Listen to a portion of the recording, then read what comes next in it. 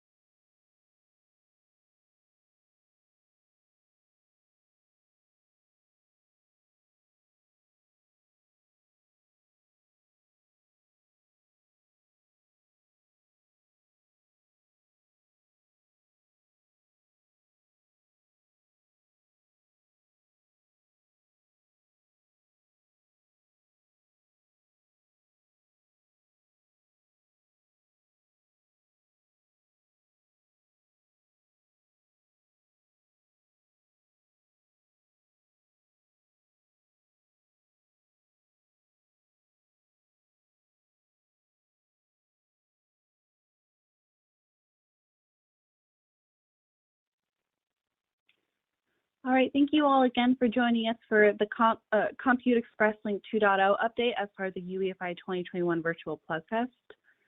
If you want to move to the next slide, please, so we can introduce our presenter. So we did want to introduce our presenter here. We have Mahesh Nato, who is a Systems and Software Work Group co-chair at the CXL Consortium, and then he's also a data center platform architect at Intel. I'll go ahead and pass it off to Mahesh.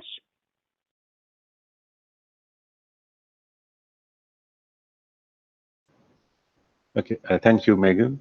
Again, thanks for having me here and the opportunity to present CXL 2.0 update. So let's get into it. So here's the agenda for today. I'll go over the CXL overview and specifically what has been added to the CXL 2.0 spec over the previous version. We'll spend a fair bit of time discussing the CXL topology and how it's discovered by the OS and how it's described by the firmware, because that is the essence of the firmware OS interface, changes driven by CXL. Then there's a section on memory expansion usage, Hetero memory, how memory is interleaved in CXL and how that is discovered. What we've done around configuration of memory devices on CXL bus, some discussion on memory RAS, and then we'll end with a summary. Once again, I'm presenting this on behalf of the CXL Consortium. Some of you who are members of the consortium may already be familiar with some of these topics, so this could be just a refresher for you.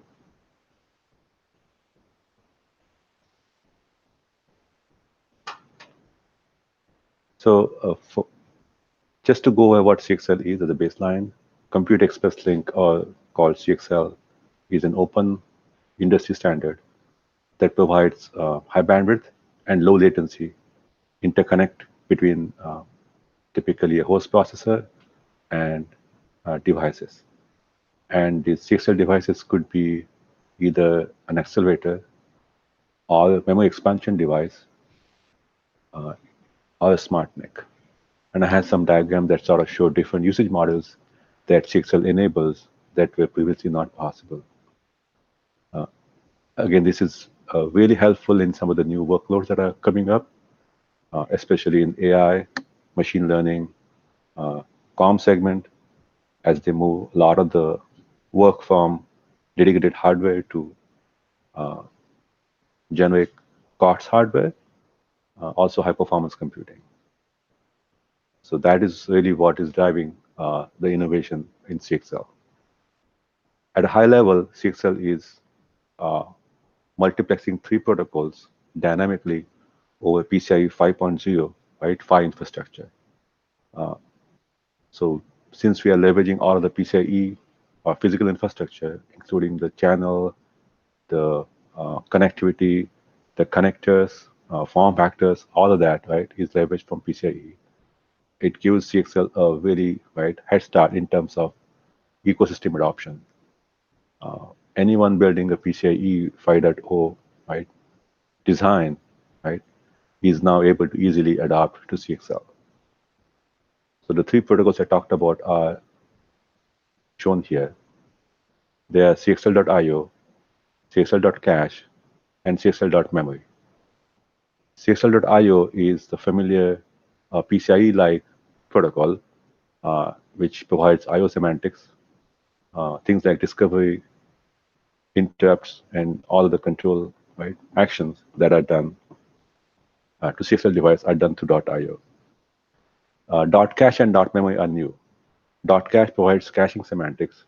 It allows the CXL device to cache memory that's remote, meaning attached to maybe a CPU or other CXL device, and manage it in a cache coherent way with the rest of the system, right? So if the device is accessing some amount of data very frequently, it could bring it into its local cache, operate on it without having to worry about any cache coherency issues. Cache coherency is managed by the hardware. CXL.memory is the third protocol which provides memory semantics. It's similar to DDR, but it's more transactional, meaning the CPU issues memory access read-write, and the device will return after a while. It's not. It's a split transaction type protocol. So between using all three, CXL enables a number of usage models. For those interested in more details, the spec is available here for download.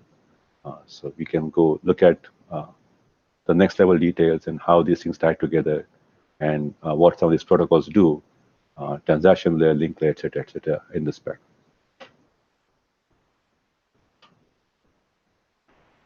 So now I'm jumping to some of the usage models that the CXL is sort of going after. This has been consistent from CXL 1.1 to CXL 2.0 spec trajectory. So there's three types of devices that we're going after. They are called Type 1, Type 2, Type 3. The Type 1 device is a simple CXL device that supports CXL.io and .cache protocol.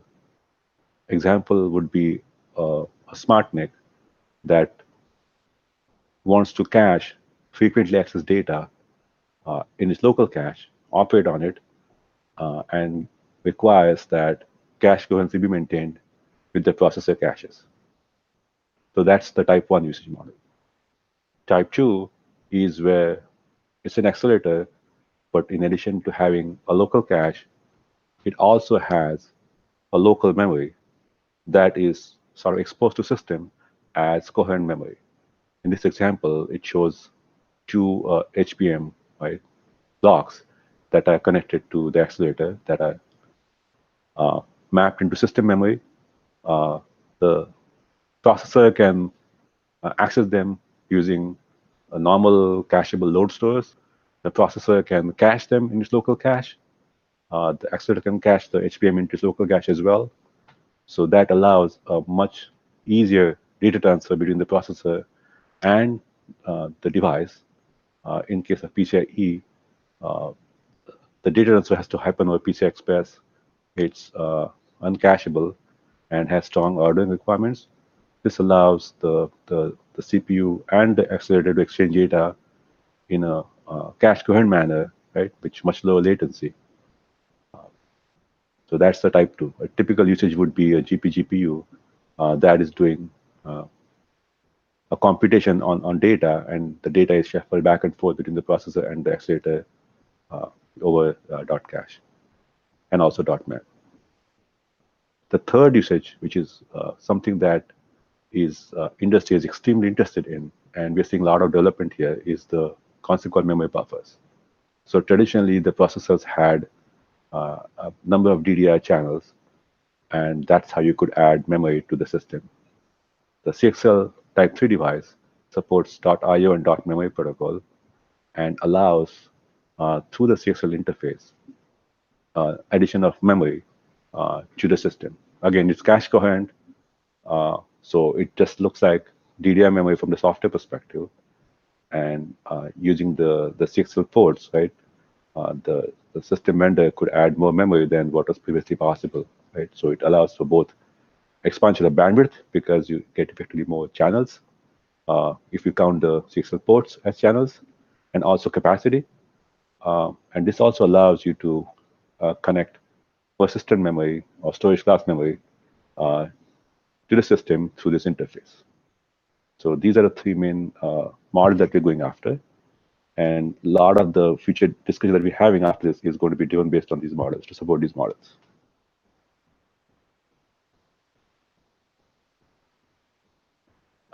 So let's talk about 2.2, right? So I had a brief talk about CXL 1.1 here last year when the spec was released. So we have released CXL 2.0 specification last November, and it's been well received by the industry. So some of the problems that 2.0 wanted to address, or some of the new needs that it was trying to tackle are here. In the 1.1 model, for those who attended the presentation, there was a one-to-one connection between the processor and the device. In the 2.0, the devices appear more like a PCIe endpoint, and the discovery happens traditionally using a PCIe sort of discovery. So 1.1 devices are still supported. They can be connected directly to either a CPU root port or downstream switch port for compatibility purposes. 2.0 also adds switches, right? PCIe subsystem ecosystem has switches, and they use it effectively to enable lots of usage models. And industry wanted to do something with the CXL. So the switching allows a fan out of memory, which means you can connect 4 memory devices below a switch and get more connectivity or more devices in a system, similar to how you do I/O fan out with the PCI Express. Also allows pooling, which is a case I won't cover today, maybe some other time, and also allows interleaving across devices, right? And I have some examples of interleaving that I'll go into. The CXL.cache is not really handled by the switch currently. Cache coherency is managed by the CPU in the CXL model. So the .cache protocol is directly transferred between the CPU and the device, and to allow a single caching device in a hierarchy. The switches are also required to be PCI capable, meaning you can connect either a PCI device or a CXL device to a downstream port of a switch, and it'll just work. Again, this allows for simple system designs where the designer doesn't have to put in CXL switches in one place and a PCI in other places and have slots that only work, only allow PCI devices and some slot that only allow CXL devices, right? Since we use PCIe infrastructure, all the slots can be capable of supporting both PCIe and CXL, and that simplifies the deployment of these systems. So resource pooling, I don't have a lot of details here, but it allows for memory pooling of memory devices. So today, a number of system designers are using I/O pooling, where they have a chassis or a box with lots of storage, and that storage is shared across multiple compute nodes and is flexibly allocated to different compute nodes based on their needs. And this sharing of I/O across multiple compute nodes provides benefit in terms of the total cost of ownership. This is doing the same thing for memory. There is a lot of interest in the data center world where the memory that is localized is sometimes not fully used. So there's excitement around being able to have memory in a separate box, again in the same rack probably, but that can be flexibly allocated across different compute nodes based on the workload that they're running. So CXL 2.0 enables this model, and a single device can now be shared across 16 compute nodes. Right? That's the limitation. Again, I don't have much on this one. So if you're interested, there's other webinars that CXL Consortium has hosted on this topic So feel free to consult those to gain more details, insight into this exciting user model. There's also enhancements to the protocol itself, right? So there was significant push to enable attachment of persistent devices to CXL. And to that extent, we added support for persistency, manage hot plug for serviceability usage, and there's additional support for reporting of errors from the memory device and some telemetry to ensure performance, to enable a system that perform well as expected by the user. There are significant security enhancements similar to what PCI has done in terms of authenticating the CXL devices and encrypting and integrity protecting the link as well. So CXL allows the link, all the protocol data that goes over the link to be encrypted as well as protected by MAC. So both ends can be assured that the data wasn't modified and wasn't seen by any interposer that's maybe inserted on the link by an attacker. And the last one is where I think we'll spend most of our time talking about is this number of changes that were driven to ACPI and UEFI to cover notification, management of CXL ports and devices. Again, a lot of it is minimal. As I mentioned, CXL relies heavily on the PCIe style enumeration, which doesn't really require ACPI interface changes other than at the really top level. So there's also other thing that we've done in the CXL is standardizing the config interface to memory devices, including the persistent memory devices. There's a standardized error reporting model that we had developed, and there's for the pooling case, right? There's also addition of Switch API for configuring the resource pooling. This Switch API allows a management controller to partition the capacity of a pool device across multiple compute nodes, as I mentioned earlier. So these are the big changes that are in CXL. There's a number of other minor improvements that I'm not able to list here. But again, for those, please refer to the specification or the other training material that the consortium has posted. So let's jump into discovery flow. Again, this is a pictorial representation of how a CXL topology looks like and how software will discover it and how firmware will describe it to the OS. So on the right-hand side, at the top box, think of it as a CPU. And the CPU it's shown that it has two CXL host pages. Host page is a software concept similar to what PCI has done. So the CXL host page, one in this case has 3 root ports underneath. One root port, the one on the left side, is connected to a PCI device and operates in PCIe mode. So this just looks just like PCIe. The second root port under the host page 1 is not connected. So it could either be connected later to a CXL device through hot plug, or could be connected to a PCI device, or could just stay open, right? So similar to PCIe, except that the link could either train up as CXL or PCIe. And this root port is special, right? It is not an ordinary PCI Express root port, and software needs to know that. So we have defined a number of DV6 structures. These are PCI-defined capabilities that allow extension of basic PCI spec functionality. So CXL is using that to define our own register blocks that allow software to discover the CXL ness of these root ports. So this root port to software looks like a PCI root port. So all the registers that the root port has will be there.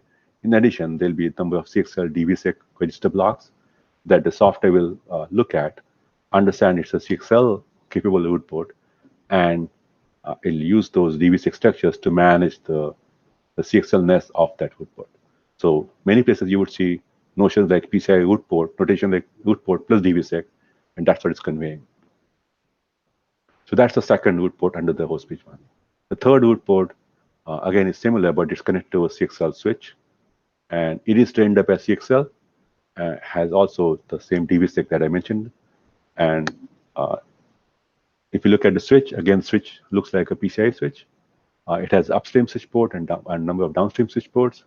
The upstream switch port again has DV6 that indicate it's a CXL capable upstream switch port. And the two downstream switch ports, one is connected to PCIe, one is connected to CXL device, and the CXL device, one that's connected to CXL device, also has a DV6, right? So software throughout the hierarchy is able to sort of look at each of these root ports, switches, and also devices to kind of know these are CXL devices and not just ordinary PCI devices. So that's what the host bridge 1 looks like. Host bridge 2 is connected to a CXL 1.1 device that was defined, and that is based on the CXL 1.1 spec. And again, we completely support that. The designs that are written based on 1.1 device, right, hardware designs, we want to make sure, right, those work in future systems, and that's what this is showing. So and again, since 1.1 device didn't allow switches and other constructs, it's a direct one-to-one mapping connection between the two. All right, so now this is the picture. And the one nice thing about this is that if a software doesn't know CXL, it'll look at the whole thing as a PCIe hierarchy and can still do a bunch of useful things. But if the software understands what CXL is, then there's CXL features it can make use of. So the first question was, how does software discover host bridges, right? Traditionally, host bridges are not enumerable through plug-and-play mechanisms. So they are discovered through some sort of table. So in the PCI world, there's an config table that tells the software where the config space is mapped to. Similar to that, CXL has defined a CXL early discovery table, CEDT, in the CXL specification, and that describes various host bridges and where the host bridge registers are mapped to. And the table on the bottom left sort of shows the structure that describes this. So there's one instance of this structure for every CXL host bridge. In this picture, there'll be two structures. The indicates whether it's a 1.1 host bridge or 2.0. It is a UID that is similar to what ACPI uses. So it's used to associate a CHPS instance with the host bridge in the namespace. So in this case, let's say host bridge 1 has the UID of 1, the 2 has the UID of 2, and that will match with the ACPI namespace that we'll get to shortly. And then it just write where the registers mapped and like how that software can do to figure out how to program these registers. And beyond that, then the software can do the enumeration using PCIe. So that's the first step. The second step would be based on the ACPI namespace, right? So first step is early discovery that just lets software know where the registers are. The second step would be pass the ACPI namespace. So CXL has a new hardware ID, CXL host bridges, ACPI 0016, that is listed in the latest ACPI specification, C05 or CXL. And the device also has uses the CID construct to communicate this host bridge is compatible with PCI Express. So that allows software that doesn't understand CXL host bridges or this new hardware ID to still enumerate and configure aspects of the CXL hierarchy. And once the CXL HP device is found, underneath that, right, software will find the standard PCI objects, right? For the most part, right, CXL is a superset of PCI Express. So all the PCIe objects that were there in the PCIe host page, right, like BBN or CRS, PCIe OSC, they'll be there. We have introduced a new _ OSC method for managing CXL, and I'll get to it. But all the other PCIe objects will be there in the namespace. And I have an example of namespace that sort of highlight the point. So the third step would be just PCIe-based mechanism, right? Once the software knows where the host bridge registers are, once the software knows where the what the ACPI namespace looks like, it can just walk the hierarchy, configure and discover registers using PCI mechanisms. Again, you can use DVSec, like I mentioned earlier, to configure CXL specific features. Okay, this shows example of namespace, right? So the underscore HID I mentioned is a new value that's assigned to CXL, indicates a CXL host page. The CID indicates it's compatible with PCIe and PCI as well. So that is software can enumerate it. UID of 0, I mentioned this will cross-reference with the CEDT entry, so the software can correlate the CEDT table with the namespace. We'll go over the CXL OSC. There's a new grid that's defined that identifies the CXL OSC versus PCI OSC. That's for the first CXL host page. For the second host page, the same thing will repeat, right? So same structure. But as you can see, most others like the UID, BB, and CIS, they are same as PCI, no difference. Okay, this is how CXL OSC looks like. Again, OSC, as defined, is a method by which the OSPM and firmware can negotiate ownership of certain capabilities, right? PCIe uses it extensively. The CXL, because it's a superset of PCIe, extends the PCI OSC to cover CXL features. It's a new grid, and what we had done is it's defined as a superset, right? Meaning that the CXL OSC passes in number of dwords, 5 dwords to be precise. The second and third would essentially just match PCIe, right? Support field and control field, and it'll just follow PCI firmware spec. Fourth and fifth are the CXL specific additions, and this allows the OSPM and the firmware to negotiate PCIe capabilities and CXL capabilities all in one shot, right? Because there could be dependencies between the two. The expectation is that if CXL OS is present, the CXL aware OS will evaluate that to negotiate both CXL and PCIe capabilities and not invoke PCI OSC. Again, this is defined in the CXL spec because a lot of this is just unique to CXL and not ACPI. Even though the CXL is a sort of the OSC itself is a good PCI construct. Okay. So again, this is something very fundamental to CXL, right? So CXL systems are by nature heterogeneous, right? Previously, this was a special class of systems that people build and had to do a bunch of work, but now CXL, because it allows memory expansion devices, accelerators from different vendors, and they will have different performance capabilities. These are by nature hetero systems. And in these systems, ACPI had defined concepts like SRAT and HMAT to describe some of the attributes of these systems. These work really great when the system firmware has knowledge of what's plugged in ahead of time, and the config is generally static. Right?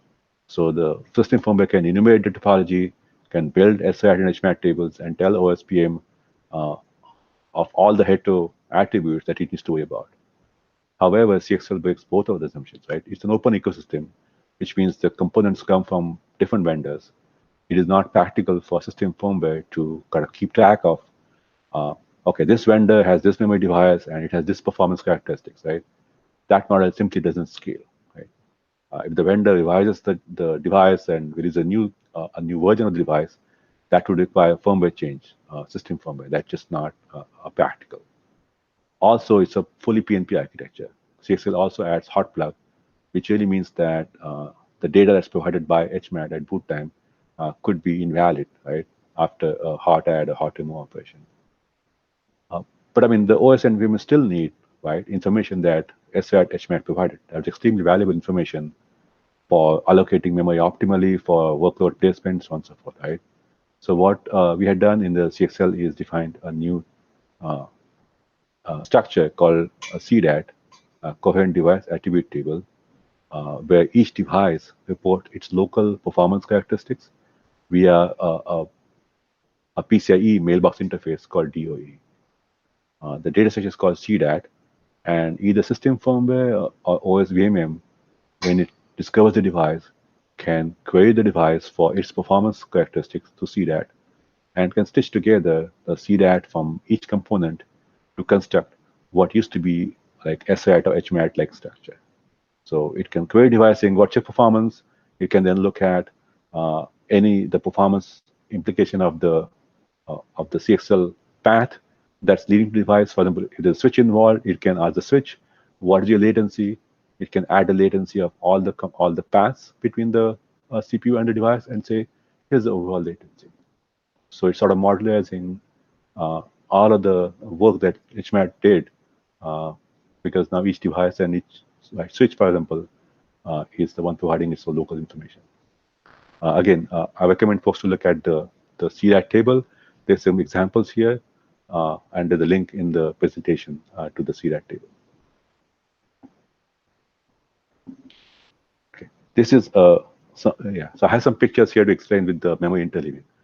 This can be somewhat complex topic and sort of difficult to sort of reconcile. So hopefully the pictures will help. So the picture on the right shows a CXL root complex, which is, I mean, think of it as a CPU. So this would be, let's say, one CXL host bridge. That host bridge can have multiple CXL root ports. In this case, shows 2 root ports. Each root port is connected to a CXL switch. And each CXL switch has 4 downstream ports, and each downstream port is connected to a memory device. So total of 2 root ports times 4 downstream ports per switch, leading to a total of 8 devices. So this CXL allows the memory devices, like these 8 devices shown that are would be in this configuration. I'm only showing 2, but there's 6 of them on the right end of this picture that are not visible here. So those can be interleaved together for performance reasons.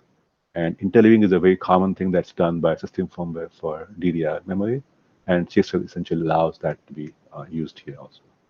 So an interleave set from the CXL perspective is identified by a base host physical address, a limit. In the picture shown, the base HPA is 16 terabytes, limit is 20 terabytes. Interleave ways, it can be 2-way, 4-way, or 8-way interleaved. That's shown here. In this case, it's done at a 4-way interleaved here, and at the device level, it appears as an 8-way interleave. Interleave granularity, this is the power of 2, either 8, 9, 10, 11, 12, or 13, 14. These are the options we support. So this would go from 256 bytes all the way to 16K granularity. So in this example, the interleave granularity is 1K. And CXL defines registers in both, in actually the root port, the upstream switch port, as well as the device, right, called HTM decoder, that allow the system software or the firmware to configure these, the interleaving. So the root port and the switch port will use these decoders to figure out where to send the traffic.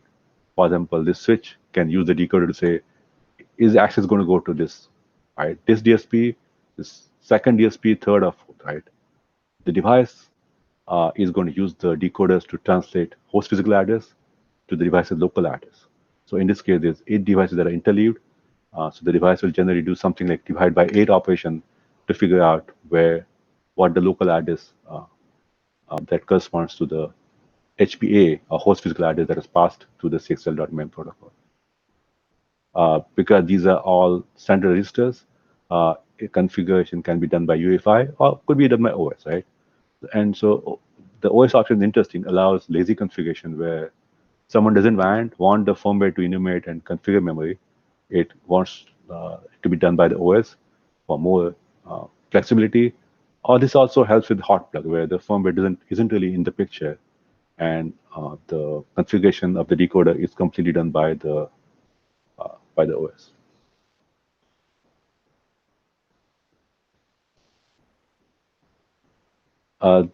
This is, again, another interesting area where we have spent quite a bit of time on, right? We debated internally these memory devices that are being added on the CXL, how will they be configured? For the DDI attached devices, the programming configuration is all done by the UEFI firmware. And the interface to the memory controller registers is generally SoC specific, uh, uh, could vary quite a bit from one system to another system. But since the UEFI firmware is able to abstract it out, there is really no reason to right worry about that. CXL devices, like I mentioned, they come from multiple vendors. They support plug and play, hot plug, etc., etc. So using the system firmware as the abstraction layer for these configuration is really not scalable, right? Because system firmware would have to know interface defined by different vendors, by different steppings, and just doesn't work. So we went with the PCIe or the NVDIMM Express-like model, where the config interface to a memory device is defined by standard. It's an open definition part of the CXL 2.0 spec. And this allows OS to carry a vendor agnostic driver, right? So each OS can now just have a single driver that can manage memory devices from all the vendors. Similarly, UEFI can also have a single memory driver that can configure devices that are built by vendor A, vendor B, when they attach to CXL. Some of the main elements in the interface are we are defined as number of capabilities that are discoverable, it's dynamic. These capabilities include device status and some standard mailboxes. These are all mapped with MIO space and obviously accessed via the CXL.io protocol that we talked earlier. We had defined mailbox commands in the spec. We had defined logs that are standard, and which also allows for firmware first handling model, which I'll get into in a minute. So, but again, this allows an OS to do it like a single driver to handle all the devices and provides a lot of flexibility in terms of deployment, ecosystem enabling. It simplifies what the vendors need to do. Memory vendors, they don't need to provide a custom driver for their memory device, right? Which is a simplification for the whole ecosystem. Since we had defined this as a standard interface, some of the previous concepts like NFIT and the NVDIMM DSM methods are no longer used by CXL because all of those are now replaced by a standard register interface that the software can just code directly. There's no reason for the firmware to provide abstractions like NFIT or DSM for CXL attached persistent devices. So this is sort of comparing with the NVDIMM model. So on the today's model, there's a generic NVDIMM driver that the OS has that's bound to NVDIMM root device, ACPI 0012. ACPI defines the DSM methods for NVDIMM objects and NFIT table. And using those interfaces, the driver will communicate with the BIOS system firmware. And interface between the system firmware and the NVDIMM would be vendor specific. And these DSM and NFIT sort of abstract the vendor specific aspect of this interface. The model that we are moving to is where the NVM driver is bound to a new device called 0017. It could be, it's not necessary, but it could be bound to that device. It'll use the maybe the CXL bus driver to talk to the CXL attached memory to register interface that's standardized, right? There's no firmware, system firmware involvement, right, in this picture. Again, clearly, this is just affect the system software, the OS and the kernel and the driver subsystem. There's no impact to applications that consume memory. To them, this looks like just regular memory. They can do malloc, they can do page allocation, they can write to it, read to it.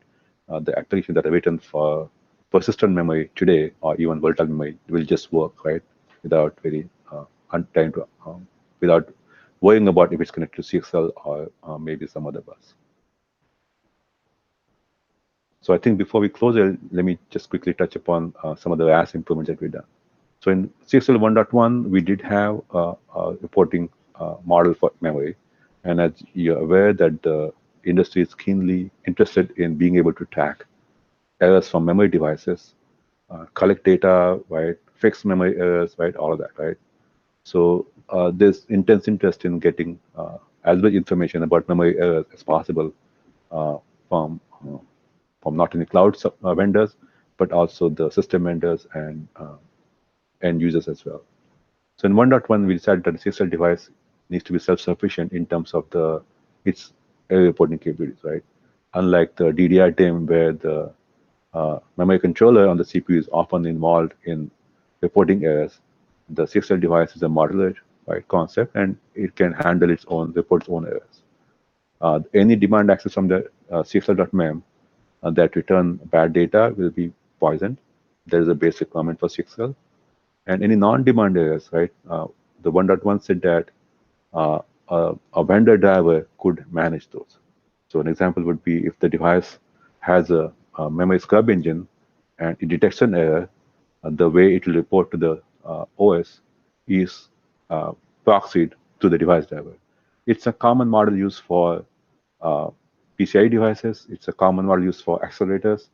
So we thought that's probably good enough for memory devices as well. However, when in the CXL Consortium, there was feedback that, again, like I said, there's just so much demand for getting more information about memory errors. Having a vendor-specific driver, like I mentioned, is sort of problematic for memory vendors, as well as OS vendors and distributions, right? And there was no support for firmware first. So we addressed that in 2.0 specification by driving a number of improvements, right? We have now, based on the interface that I just discussed, memory interface, there's a standard way to access error logs. The error log structures are standardized. So conceptually, they look like, if you think about the Intel I/O architecture, the machine check banks have information about memory errors, right? So these structures are sort of superset of that, right? They provide more information about that can be used by software to figure out how to take corrective actions. There's a notion of multiple error queues for different severity. So a device can report fatal errors and informational errors through different queues. Common interface we talked about. And again, this would allow software to like figure out, okay, this device is having too many correctable errors, right? Do I need to map a page out, right? And actions like that. So that can be done by a standard OS or standard software without really having to worry about which vendor it is. The signaling is also standard. So OS is signaled about these errors through standard MSI-X mechanism. There's support for firmware first, signaling to firmware ahead of the OS. And we had defined a new CPER error occur type in ACPI, UEFI specification to allow for the firmware first model and the firmware to notify OS about CXL memory errors. There's obviously masking per severity, so software can say, I only want to be notified, interrupted on fatal errors, right? I really don't want to get interrupted on every minor correctable error. I can pull for those. And there's also notions for leaky buckets, right? For corrected errors, counting them, say, software doesn't get overwhelmed with the reporting, right? For every corrected error. Again, these are the concepts that are pretty commonly found for the post-attached memory or native memory, and those we have moved over to CXL. So in closing, I would say that the CXL Consortium, the momentum is growing. We started off like early last year, and now we have 130 plus members and growing, right? So significant interest from the industry in the concept, significant participation from the industry in defining what I described as CXL 2 feature set, and moving forward, I think there's a lot of innovation that's going to come down, right, from this consortium. I'm very confident that we'll keep moving forward, right, at an accelerated pace. We talked about 2.0 features. 2.0 adds switching, polling, persistency support, and security. 2.0 is fully compatible with 1.1 and 1.0, which means devices designed to 1.1 and 1.0 would work in a 2.0 system. There's a built-in compliance program, which is important. We didn't talk about that earlier, but that is part of the CXL 2.0 consortium plan for ensuring interoperability. Many of you were involved and also aware of changes that were driven to UEFI 2.9 and 6.4 ACPI to comprehend CXL related changes. The CXL2 spec also documents some of the concepts like CEDT table and the CXL OSC that the system firmware would need to consult in order to build a CXL system. In terms of what I would interested in seeing is that the group here, please help us dive further enhancements in CXL into the UEFI ACPI specifications. Please get your firmware ready for CXL. The CXL systems are coming. The vendors are building CXL devices. So both in terms of firmware and software readiness, definitely could help from this audience. And again, if you want to contribute more and be part of the action, if your company isn't really part of the consortium, you can easily join. If your company is part of the consortium, you can get a login to the CXL consortium, join the appropriate work groups, and help us drive the CXL technology forward. So with that, I think I will stop and take any questions if there are any. Thank you, Mahesh. The first question is, does Hetero memory attributes support hot plugging? I think that's a very good question, and it's something we debated a long time. So yes, so the flipping back to the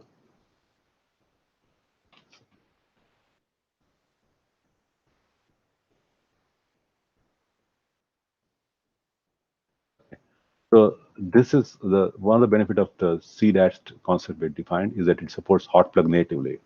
If a device is hot added, the OS can directly go to device and consult its performance attributes through this mailbox, and then update its tables based on that, right?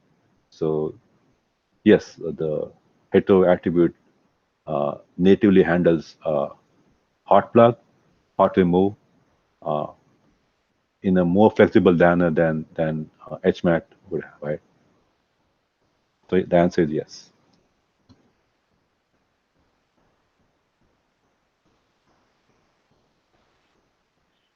The next question is referring to page 10. For the seconds in CXL, should the UID be 1?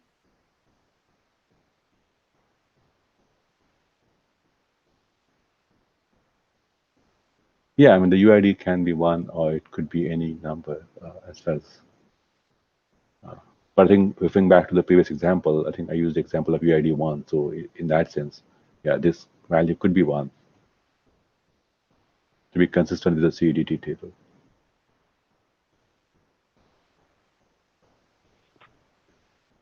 Great. We'll give it one more second to see if we get any more questions. Otherwise, we can wrap up a little bit early. If you all have any questions, please submit them via the chat box.